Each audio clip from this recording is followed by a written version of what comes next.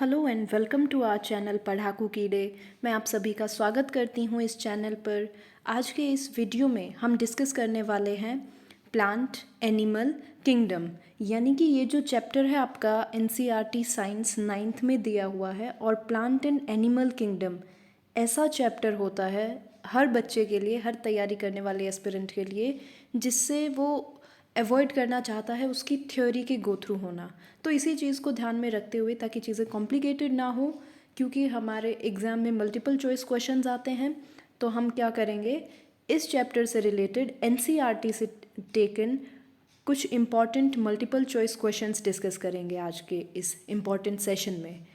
और वो जो एमसीक्यूज़ हम डिस्कस करेंगे उसी से रिलेटेड थोड़ी सी हम डिटेलिंग भी देख लेंगे, यानी कि हमें इस तरीके से आइडिया हो जाएगा कि किस तरीके से हमें सही आंसर मार्क करना है। राइट। सो ये जो वीडियो है ये आपको ज़रूर देखना चाहिए अगर आप किसी भी एग्ज़ाम की तैयारी कर रहे हैं, चाहे आपके बोर्ड एग्ज़ाम्स हैं पास में, चाहे आप एनसीईआरटी का सिलेबस देख रहे हैं, यूपीएससी एस्पिरेंट हैं, किसी भी एग्ज़ाम या फिर किसी टीचिंग एग्ज़ाम की तैयारी कर रहे हैं, तो this is a video made for you. Please video को लाइक करें अगर ये आपको सीखने में मदद करती है। अगर ये चैप्टर आपके लिए ईजी होता है, प्लीज़ आप वीडियो को लाइक करें, मैक्सिमम लोगों के साथ शेयर करें, because I think plant and animal kingdom एक ऐसा चैप्टर है जिसके ऊपर जितना हम स्टडी करें कम ही रहता है, क्योंकि उसकी डिटेलिंग बहुत ज़्यादा है। लेकिन अगर स्मार्टली इसको स्टडी किया और मेजर पॉइंट्स इसके उठा के स्टडी किए तो आसान भी है। देखेंगे आज की इस वीडियो में कैसे हम इस टिपिकल से चैप्टर को आसान तरीके से पढ़ते हैं। प्लीज़ आप चैनल को सब्सक्राइब ज़रूर कर लें और बेल आइकन ज़रूर प्रेस करें, ताकि वीडियोज़ के नोटिफिकेशंस आपको टाइम टू टाइम मिलते रहें। तो चलिए शुरू करते हैं। सबसे पहले feel easy, feel relax. This is a very easy chapter. This is question number 1। Tissue which provides flexibility to plants. अब प्लांट्स हम सबको पता है पौधे, ऐसे टिश्यूज़ प्लांट्स के जो उसमें क्या है, फ्लेक्सिबिलिटी देते हैं। राइट। यानी कि ये जो हम अपने टिपिकल प्लांट्स देखते हैं, ठीक है, इस तरीके से, drawing is not so nice but you can understand this is a plant, right. तो उस प्लांट के अंदर जो फ्लेक्सिबिलिटी आती है, राइट, कि हवा आई लेफ़्ट से तो लाइक राइट में टर्न हो गया, इस तरीके से जो उसके अंदर फ्लेक्सिबिलिटी आती है वो कौन से टिश्यू की वजह से आती है। तो आपको सही आंसर याद रखना है, that answer is colon काइमा।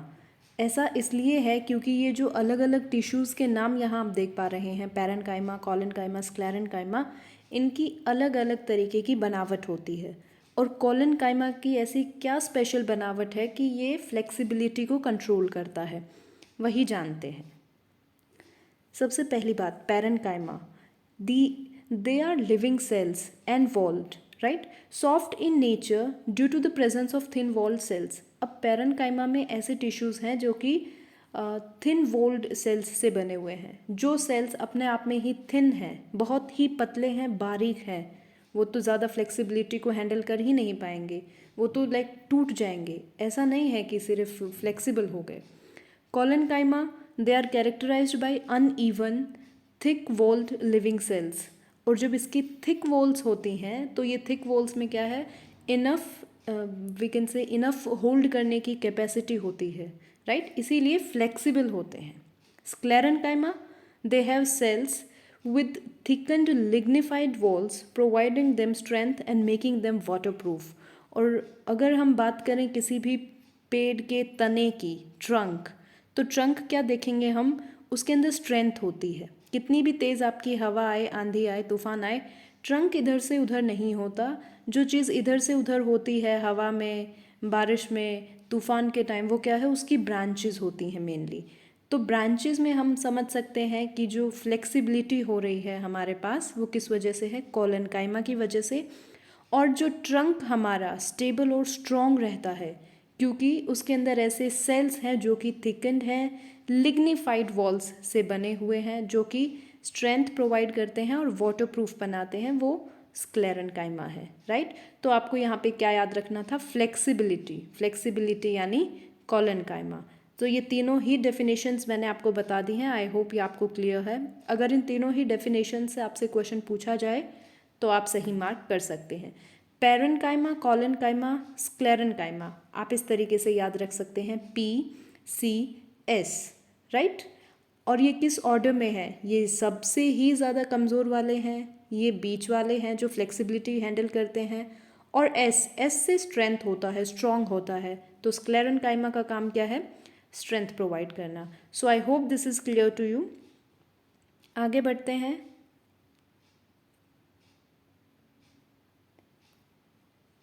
The division of most developed plants is, next question हमारे पास यही है, the division of most developed plants is, यानी कि हम जानते हैं इस चैप्टर में हमारे पास क्या है, प्लांट्स के, एनिमल्स के अलग अलग डिविजन्स बना रखे हैं। तो इस क्वेश्चन में पूछा है कि ऐसे वाले प्लांट्स का डिवीजन क्या है जो कि सबसे ज़्यादा डेवलप्ड हैं। अब प्लांट बोलते ही, इस क्वेश्चन में ही इसका आंसर है, समझना कैसे। प्लांट बोलते ही हमारे दिमाग में क्या इमेज आती है, एक खूबसूरत सा पौधा जिसकी अच्छी खासी एक स्टेम है, उसके लीव्स हैं, उस पर फ्लावर्स हैं, उसके हर एक जो उसका पार्ट है उसको हम आइडेंटिफाई कर पा रहे हैं अलग अलग तरीके से। उसके नीचे शूट पार्ट भी, रूट पार्ट भी होगा, राइट, ऊपर उसका शूट पार्ट है। तो द मोस्ट डेवलप्ड प्लांट, और वो कौन सा डिवीजन होगा, so it will be angiosperm. अभी देखते हैं इन चारों टर्म्स को अच्छे से समझते हैं। ब्रायोफाइटा, एंजियोस्पर्म्स, जिम्नोस्पर्म्स और थैलोफाइटा क्या होते हैं। सबसे पहले एंजियोस्पर्म से ही बात करते हैं। एंजियोस्पर्म और जिम्नोस्पर्म दो मेन कैटेगरीज होती हैं हमारे प्लांट्स की। इनमें सिंपल सा डिफरेंस ये होता है कि एंजियोस्पर्म्स को फ्लावरिंग प्लांट्स भी बोला जाता है, राइट। जैसे मैंने बताया था, एक भरा पूरा पौधा हम किसे कहेंगे, जिसके फ्लावर्स आते हों, जिसके अंदर सीड्स एनक्लोज्ड हों फ्रूट के, यानी कि फल के अंदर ही क्या हो, सीड हो। जबकि जिम्नोस्पर्म्स कौन से वाले प्लांट्स होते हैं, जिनके अंदर ना तो फ्लावर्स होते ना ही फ्रूट्स होते, सिर्फ हमें क्या दिखेगा, बीज दिखेंगे उनके सरफेस पे, on the surface of their leaves. तो मैंने आपसे पहले ही कहा था, हमसे क्वेश्चन क्या पूछा गया है कि एक भरा पूरा पौधा हमारे पास, मोस्ट डेवलप्ड जो प्लांट होगा वो कौन सा होगा। तो क्योंकि एंजियोस्पर्म्स की डेफिनेशन ही यही है कि ये इसके अंदर फ्लावरिंग प्लांट्स होंगे, सीड्स एनक्लोज्ड होंगे फ्रूट के अंदर, यानी जो एक टिपिकल इमेज हमारे माइंड में बनती है एक प्लांट को लेके, वो एंजियोस्पर्म्स फुलफिल करता है, और उसका जस्ट अपोजिट आपको जिम्नोस्पर्म्स में देखने को मिलता है, राइट। तो आगे देखते हैं, thallophytes. Thallophytes are a polyphytic group of non-motile organisms traditionally described as thalloid plants, relatively simple plants, या फिर इनको लोअर प्लांट्स भी कह देते हैं। थैलोफाइट्स में देखो सिंपल सी बात है, आप इमेज से ही देख पा रहे हो, ये भरे पूरे हमारे पास पौधे नहीं हैं। लाइक जो टिपिकल इमेज हमारे माइंड में एक अच्छे से प्लांट की बनी होती है, ना तो हमें इसका अलग से कोई लीफ दिखता है, ना इसकी अलग से हमें कोई रूट दिखने को मिलेगी, ठीक है, ना इसके अंदर हमें कोई अलग से सीड्स देखने को मिलेंगे। तो इस तरीके के जो ये प्लांट्स होते हैं, इनको हम थैलोफाइट्स की कैटेगरी में रखते हैं। जैसे कि प्लांट, ये किंगडम प्लांटी के अंदर आते हैं, और जैसे फंगी है, या फिर लाइचन्स है, एल्गी है, जो पानी के ऊपर काई जैसा कुछ जम जाता है, वो भी है तो अपने आप में प्लांट्स ही, लेकिन वो टिपिकल हमारी जो एक इमेज सेट है माइंड में, उसको फुलफिल नहीं करती है। ये थैलोफाइट्स की कैटेगरी में आते हैं। आगे देखते हैं bryophytes. Bryophytes are a proposed taxonomic division containing 3 groups of non-vascular land plants, the liverworts, hornworts, mosses। ये वही फिर से जो पानी में रहते हैं स्पेशली, ठीक है, इनका मॉइस्ट हैबिटेट होता है, यानी कि गीले हैबिटेट में रहना इनको ज़्यादा पसंद होता है, ये वहीं ज़्यादा सर्वाइव कर पाते हैं। और ब्रायोफाइट को याद रखने के लिए हम इसको इस पिक्चर से रिलेट कर सकते हैं, राइट, कि ये मॉइस्ट हैबिटेट में रहते हैं, और जो मॉइस्ट हैबिटेट में रहते हैं ज़्यादातर ऐसे वाले प्लांट्स मॉसेस होते हैं। इसके एग्जाम्पल हैं मॉसेस, राइट। तो आपको इस तरीके से याद रख सकते हैं। आगे देखते हैं, which of the following exhibit viviparous germination of seeds. ठीक है, आंसर तो कोई इसका तब देगा क्वेश्चन का जब हमें ये मालूम होगा कि विविपैरस जर्मिनेशन ऑफ सीड्स होता क्या है। देखो बच्चे, मैं आपको बताऊं, सीड्स दो तरीके से जर्मिनेट करते हैं, एक विविपैरस तरीके से और एक ओविपैरस तरीके से। अभी देखते हैं सबसे पहले विविपैरस और ओविपैरस में डिफरेंस क्या है, फिर हम ऑप्शंस पे आएंगे। सबसे पहले vivipary is the special type of seed germination which occurs in some plants where the seed is germinated inside the fruit. यानी कि बीज हमारा कहाँ होगा, फ्रूट के अंदर, फल के अंदर, while the fruit is still attached to the plant and seeds get all its nutrition या फिर nourishment from the plant and later on it goes separate and develops। आप यहाँ पे सोच सकते हैं एप्पल के बारे में एग्जाम्पल ले सकते हैं या फिर मैंगो के बारे में एग्जाम्पल ले सकते हैं। ये कैसे एग्जाम्पल हैं हमारे पास फ्रूट्स के जो कि विविपैरस तरीके से हमें मिलते हैं, यानी कि अपने पेड़ पे होते हुए जो फल लगते हैं और फल के अंदर हमें सीड्स देखने को मिलते हैं। ठीक है, seed is germinated inside the fruit. तो ये किस तरीके से आते हैं, viviparous. On the other hand oviparous की बात करेंगे तो वो हमें डायरेक्ट देखने को मिलते हैं, इसका जस्ट अपोजिट। अब हेलोफाइट्स की अगर बात करें तो पहले यहाँ आ जाते हैं वापस क्वेश्चन पे। तो आपको क्वेश्चन क्लियर हो गया कि विविपैरस में क्या पूछा है हमसे, विविपैरस जर्मिनेशन ऑफ सीड। तो ये हाइड्रोफाइट्स में होता है, मीजोफाइट्स में होता है, जीरोफाइट्स में होता है या हेलोफाइट्स में होता है। सबसे पहले हाइड्रोफाइट्स वो वाले पौधे होते हैं जो कि पानी में पैदा होते हैं। हाइड्रो मीन्स वाटर, सिंपल सा। मीजोफाइट अभी हम डिटेल में देखेंगे।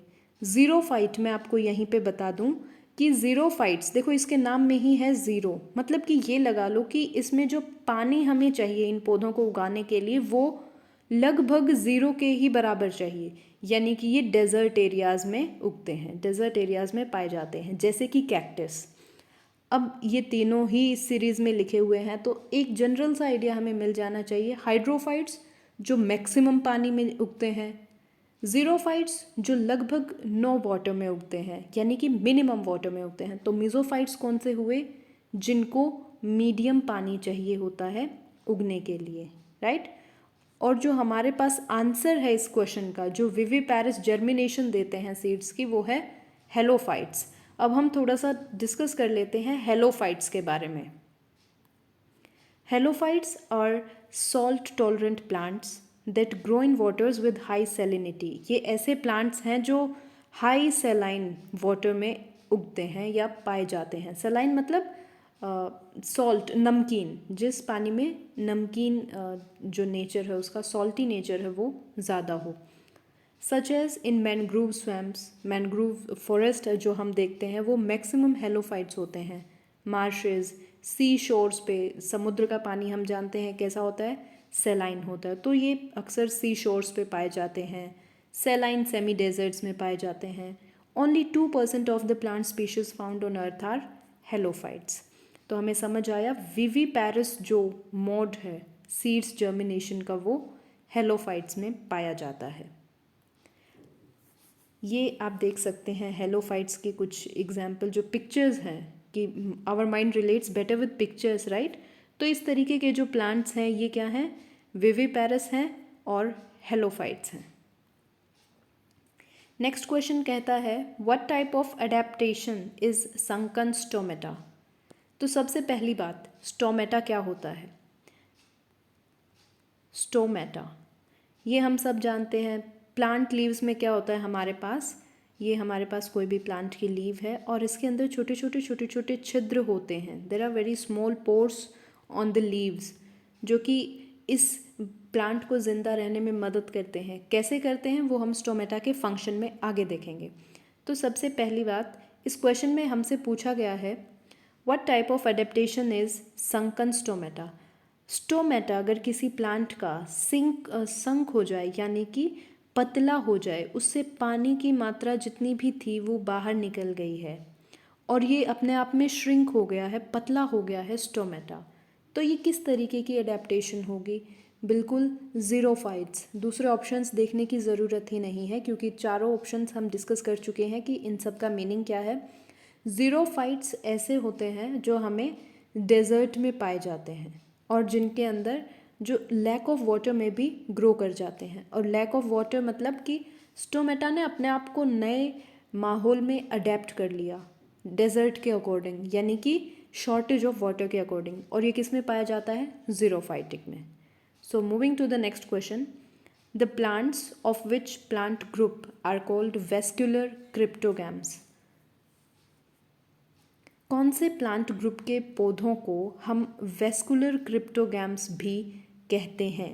सबसे पहले देख लेते हैं इसके ऑप्शंस। Pteridophyta, bryophyta, gymnosperms.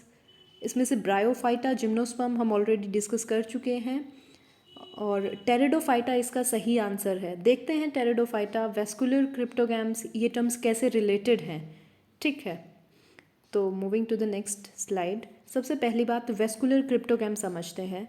ये जो पिक्चर्स आप देख पा रहे हैं, vascular plants do not produce seeds. इनकी सबसे खास बात क्या है कि ये बीज नहीं बनाते, इनके अंदर केवल स्पोर्स होते हैं।